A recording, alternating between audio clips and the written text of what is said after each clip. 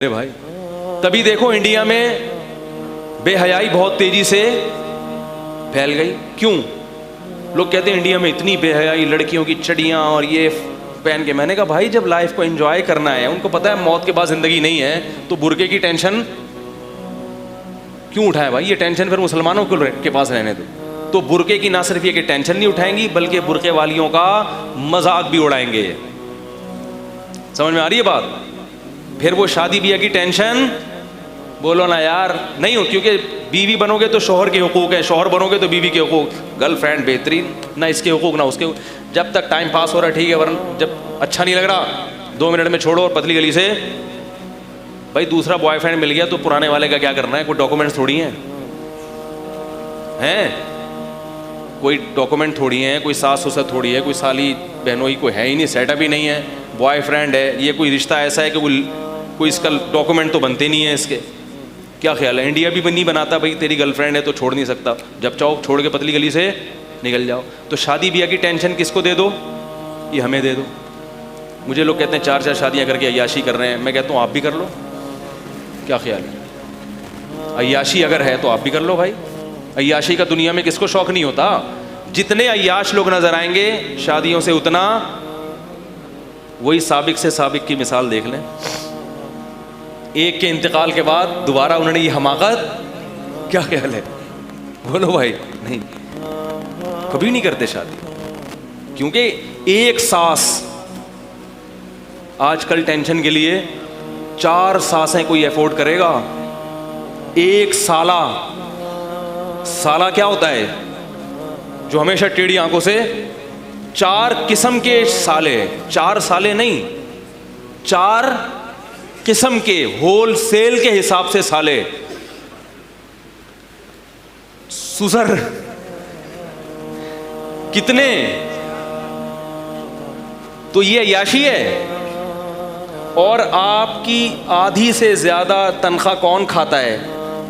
बीवी 90% खाती है। वो अक्सर शरीफ लोगों की बात कर रहा हूं, जो नई बीवियों पे खर्च करते हैं उनकी। 90% से ज्यादा तनख्वाह कौन इस्तेमाल करता है? घर का किराया, गैस, बिजली बिल। वो जब 4 होंगी तो आप खुद थोड़े दिनों में कहां चले जाओगे? बोलो भाई।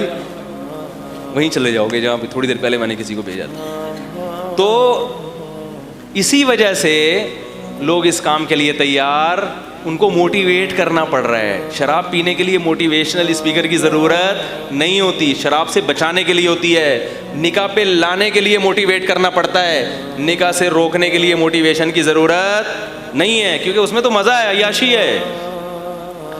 तो जिन लोगों का आखिरत का ईमान नहीं है, नज़रिया नहीं है, तो मेरे भाई वो शराब भी पिएंगे, वो ज़िना भी करेंगे, वो शादी भी नहीं करेंगे, करेंगे भी तो बहुत देर से करेंगे, तो एक करेंगे, और फिर बच्चे भी कितने? 1 या 2 से ज़्यादा नहीं, खर्चा ना हो जाए।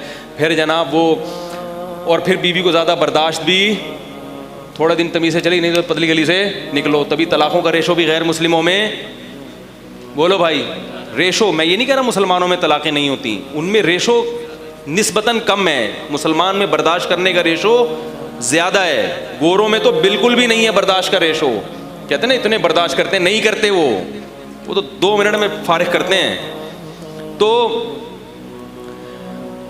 फिर तो मेरे भाई जब आखिरत से लिंक नहीं करोगे ना पास को, तो फिर जितनी अय्याशी करो कम है। इंसान को इंसान का बच्चा, हकीकी मानों में इंसान का बच्चा बनाने के लिए कुरान की ये आयत पर ईमान लाना पड़ेगा कि तुम्हें पैदा अल्लाह ने इम्तिहान, एग्जामिनेशन हॉल में अय्याशी में कोई टाइम ज़ाया नहीं करता, पेपर की तैयारी में टाइम लगाता है वो।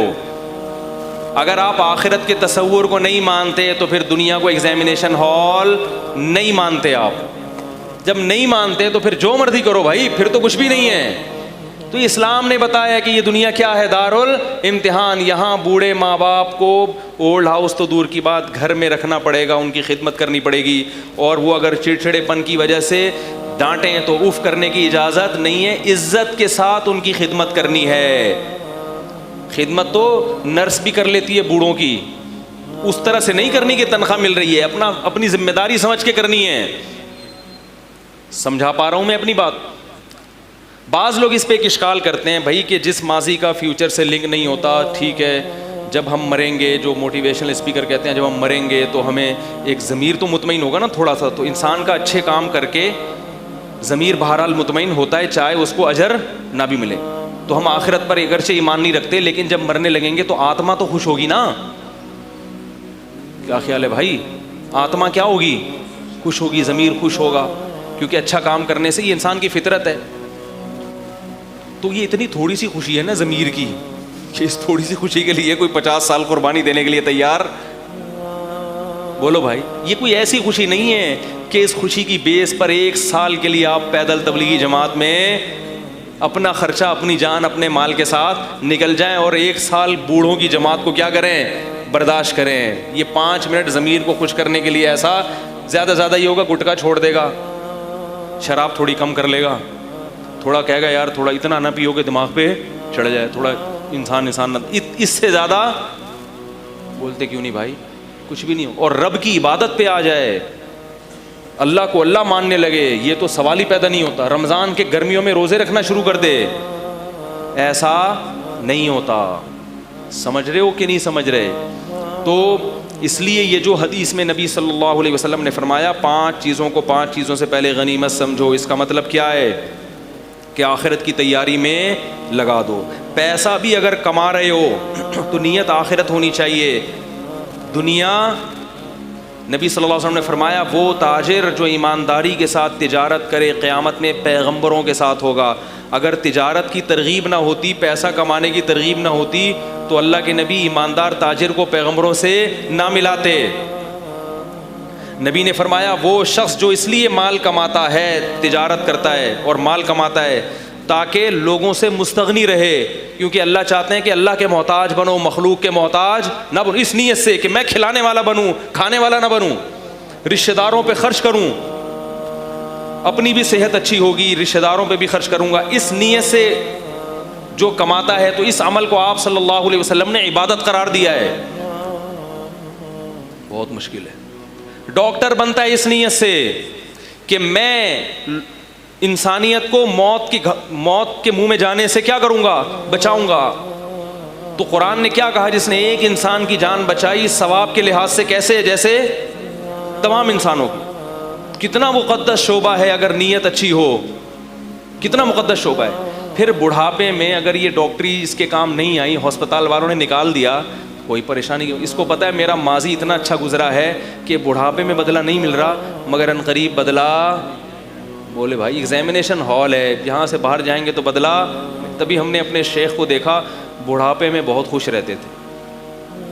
جیسے جیسے موت کا وقت قریب تھا نا, خوشی ان کی کیا ہوتی تھی, بڑھتی, کیونکہ ان کا ماضی بہت اچھا تھا. بڑھاپے کے ایام اتنے اچھے. حضرت فرماتے ہیں میں نے جوانی روتے ہوئے گزاری ہے. کیسے گزاری ہے؟ روتے ہوئے. کیوں؟ اپنی کوتاہیوں کی طرف توجہ زیادہ کرتے تھے, اپنی خوبیوں کی طرف توجہ نہیں. فرماتے ہیں جب میں عمر میری بڑھ گئی پھر میں نے اللہ سے کہا, دعا مانگی, اللہ میں نے زندگی روتے میں گزار دی ہے, اب تو کیا کر, مجھے ہنسنے والی زندگی دے, اب میری کیفیت کو کیا کر دے, چینج کر دے. پھر فرماتے تھے کہ بڑھاپے میں امید کو غالب رکھنا چاہیے, کیونکہ بڑھاپے میں عمل کی طاقت ختم. خوف اس لیے ہونا کہ عمل کرے, عمل کی طاقت ختم, اور خوف کی وجہ سے اعصاب کیا ہوتے ہیں, اور کمزور, اور عمل اور. فرمایا بڑھاپے میں امید کو غالب رکھو, امید کو. کیا اچھا ہوگا, اب کیا ہوگا اچھا. جوانی میں کس کو غالب رکھو, خوف کو, کیونکہ طاقت ہے, اعصابی قوت بھی ہے, اور گناہ کا خطرہ بھی جوانی میں زیادہ ہے, بڑھاپے میں کم. تو بڑھاپے میں اتنا خوش رہتے تھے, اور فرماتے تھے بس ابھی ہم اس مسافر خانے سے جانے والے ہیں. اور فرماتے تھے ان قریب محمد صلی اللہ علیہ وسلم سے, صحابہ کرام سے ملاقات, بولو بھائی, ہونے والی. جن بڑے بڑے ہمارے اسلامی شاعر گزرے, مولانا رومی سے بڑے متاثر تھے. جب ان کا شعر پڑھتے تھے کہتے تھے جانے کے بعد مولانا رومی سے ضرور ملوں گا میں, ٹھیک ہے نا, بولوں گا یہ شعر آپ نے بڑا ہی خاندانی کا لفظ میں استعمال کر رہا ہوں, یہ شعر آپ نے کیا کہا تھا, بڑا ہی خاندانی. تو فیوچر سے جس کا لنک ہوگا میرے بھائی, اس میں تو آپ کو کچھ بنو گے, نہیں ہوگا تو یہ سب ہوائی باتیں ہیں. تبھی ان کی بیچاروں کی زندگیوں کا حال دیکھو. ترقی ہے دنیاوی, کامیابی نہیں ہے. اس دنیاوی ترقی کو یہ کیا سمجھ رہے ہیں کامیابی؟ تو یہ فرعون اسی غلطی کا شکار ہو گیا تھا. موسیٰ علیہ السلام سے کہتا ہے تمہارے پاس پیسہ نہیں ہے, ہادھِ الانہار تجری من تحتی, اور میرے محلات کے نیچے سے نہریں گزرتی ہیں, ترقی میرے پاس ہے, تمہارے پاس ترقی نہیں ہے. تو اسی کو قرآن نے بتایا کہ ترقی کو کامیابی مت سمجھو. تمہارا فرعون کا لائف اسٹائل کیا تھا؟ غلط. موسیٰ علیہ السلام کے پاس کچھ بھی نہیں تھا, مگر لائف اسٹائل کیا تھا؟ صحیح. سمجھ رہے ہو؟ صحیح راستے پر تھے اور وہ غلط راستے پر. اس کی ترقی اس کو تباہ کر گئی. اور اگر فرعون غرق نہ بھی ہوتا پانی میں تو بھی تو مر چکا ہوتا نا. تو کہاں گئی وہ؟ جب مر گئے تو ختم. اس ساری ترقی انسان کی موت کے وقت ورلڈ ٹریڈ سینٹر کی طرح زمین بوس ہو جاتی ہے. اگر ان کو پتا ہوتا ورلڈ ٹریڈ سینٹر تباہ ہو جائے گا تو بناتے اتنا بڑا. بالکل ایسے انسان اس باڈی پہ محنت کرتے کرتے بالآخر یہ باڈی کیا ہو جاتی ہے؟ ختم. یہ انجام ہے. تو اس باڈی پہ محنت کرو آخرت کے لیے, پیسہ کماؤ آخرت کے لیے, ایجوکیشن حاصل کرو آخرت کے لیے. پھر انشاءاللہ خوشی بھی ہوگی, ضمیر بھی مطمئن ہوگا, اور جیسے جیسے موت قریب آئے گی سکون اور اطمینان بولو بھائی بڑھتا چلے.